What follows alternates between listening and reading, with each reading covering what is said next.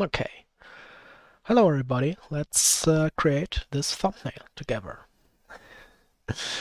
Okay, I've already imported two images that I want to use to create the thumbnail that I hopefully showed you guys just a second ago.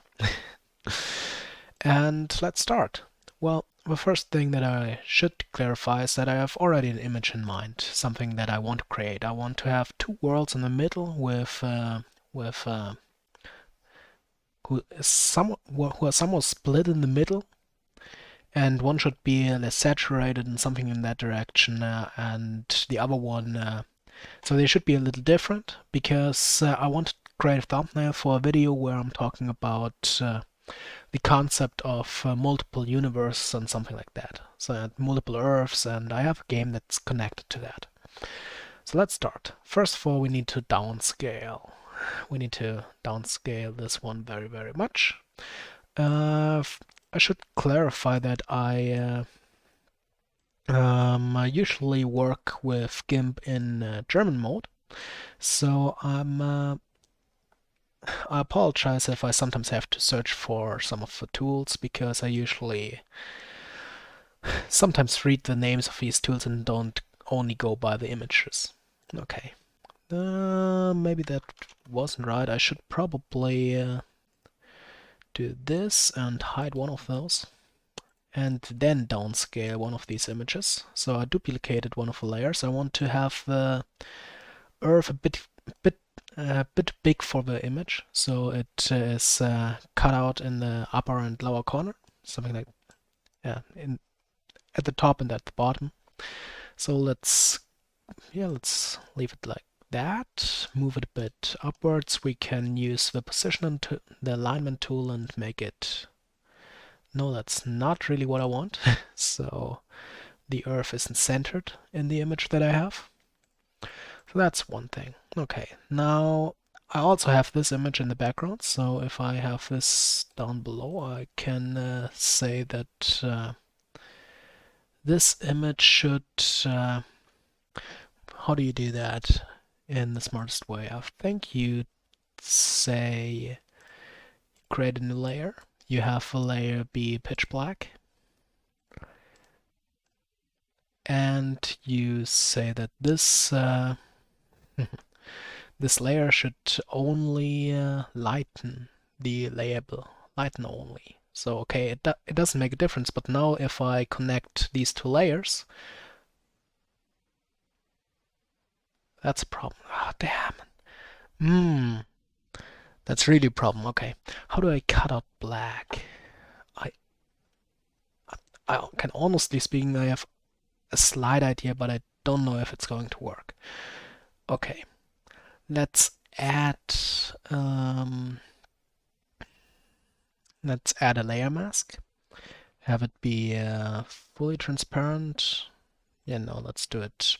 Let's make it black. Now let's copy our initial layer and copy it into the layer mask. So now we have this strange phenomena. We want to anchor a layer. No, not here. I'm not sure if... Oh, anchor is right. Okay. I'm not sure if I'm... Oh, yeah. It's a language barrier thing. So now I want to do the colors. I want to go to the curves, and I want to see that if there is... No, this is the wrong kind of thing. I don't want that. I want... Ooh, something like this. That's a problem. Why is that? It shouldn't be, shouldn't it? I thought the background is very black. Okay, that's a problem. Let's delete the layer mask and let's try to let's use the this tool here. Yeah, okay, shift isn't really working. Now this gives me a headache for some reason. One reason or another. Okay, I want to select none. I want to duplicate that layer, I want to have brighten the exposure level, lift the exposure level. So I can use this tool and delete what I just selected. Let's do hard edges and go a bit upwards, and now I want to select this one and I want to delete it, to here this, do that one, that thing. Then I can get this one and I can delete it, and I can get this one and I can delete it, and I can't do that because I don't need to be precise. That's a good thing. Why am I not deleting this? Oh, because I'm no longer on the right tool. Edit. No, I want to select nothing, none. Now I can select here, I want to select the color, and I can add this one because we turned on the exposure on the previous thing. And I can add a layer mask here. I can make it fully transparent, and I can invert my selection because I want to bring the earth out. Okay, now what we can do is we can select. Do we want to select none? We could filter, blur. Let's see if this one does anything good for us. Zoom in a little and do Gaussian blur. So the earth is okay. That's good enough for me, I think. Select, I want to select none. Yeah, it doesn't look very good. It doesn't look perfect, but I think it's good enough. Maybe if I do blur again, Gaussian blur, I can't tell you the reasoning behind what I'm doing here, because the edges aren't very good. They are still a little black because we have the Ozonschicht, the horizon, the English is my second language, sorry guys. Because we can see the black background through something that should be a color. So I couldn't remove it very well. So now I just blurred the edges of this globe by blurring the layer mask. And the layer mask was just this earth. Okay. Now we can duplicate this layer because we want two of those, and we can move one of them to the side. Now this one's looking good, I think. We can actually go a bit upwards. Maybe I want to turn it. Maybe I want to, which tool is it? I want to, because they look very similar to me. And maybe if I do some color settings and color adjustments, it would fix itself, but I want to see if flipping, obviously, because we have, okay, let's say we're going back because the layer mask that we have only works if I move it to the right and not upwards or lower or downwards. So we're going to use the arrow keys on my keyboard. That should do it. That way we don't have to worry, have to align it at the top and at the bottom. Okay, we have two worlds. I wanted to flip it. I want to flip it, and I want to flip it in the other direction. No, this sucks. Okay, I flip it back. Let's try to work with color adjustments because they should have better effect. We can make it darker a little. Then I actually want to desaturate it. So let's do that first. Let's what's a desaturation? Colors saturation. That sounds good. It's less saturated, and we can turn down the brightness. Maybe we want to pretend like I'm a professional and use a curve. Usually I would just use a brightness. A specific brightness tool that GIMP provides.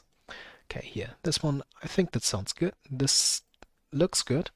Then the other Earth, I want to turn it a little brighter. So let's do something like this. Okay. Bright enough. We can maybe work with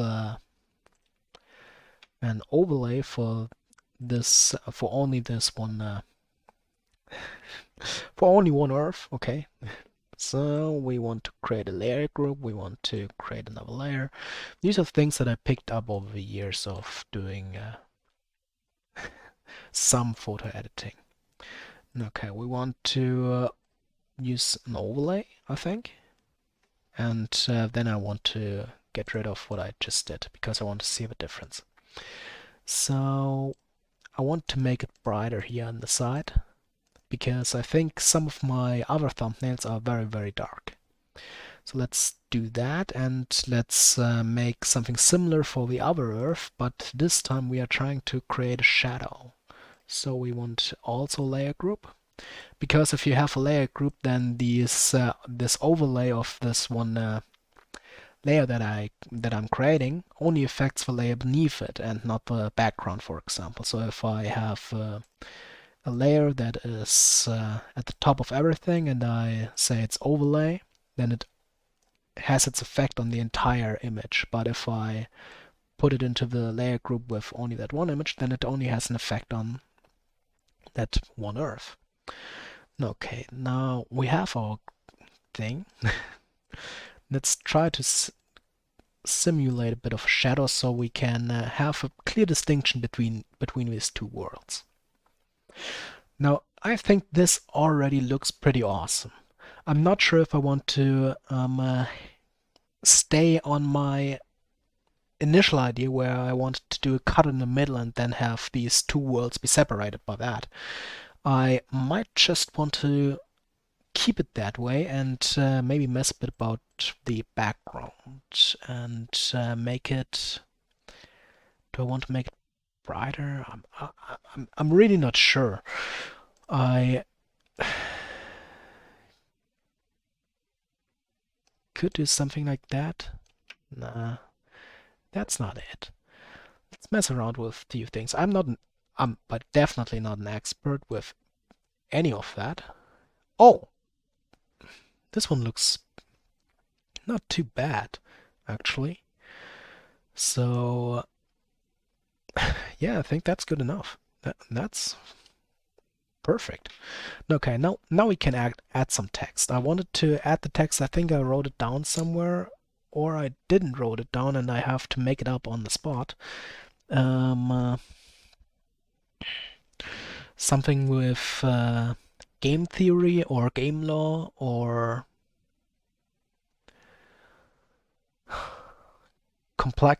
complexities of game ideas or game lore ideas, because it's a thumbnail for a video that showcases that where I explain some of the lore of one of my games, and I think it's pretty interesting because I can say I need to think about these words carefully because they will end up on the thumbnail. So give me a second here, please.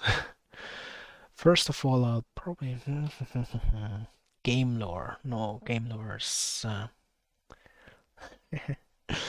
isekai game. Isekai. It's not an isekai game, but it's the same theory, same realm of theories where you have two worlds and they are different. But why are they different? Game lore. Game lore is sounds good enough. Complexities of game lore.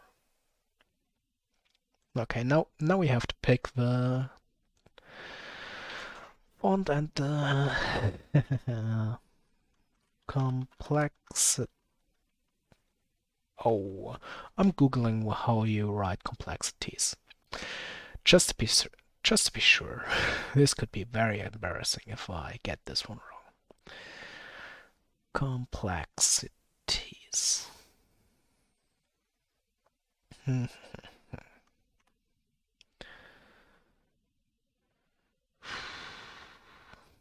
Give my phone a second. It thinks really hard about it. Complexities of game lore. Now we want to put it at the top, and we want to say do something like this. Then we can increase the text size, and we can move it. Complexity. Yeah, I think that's right.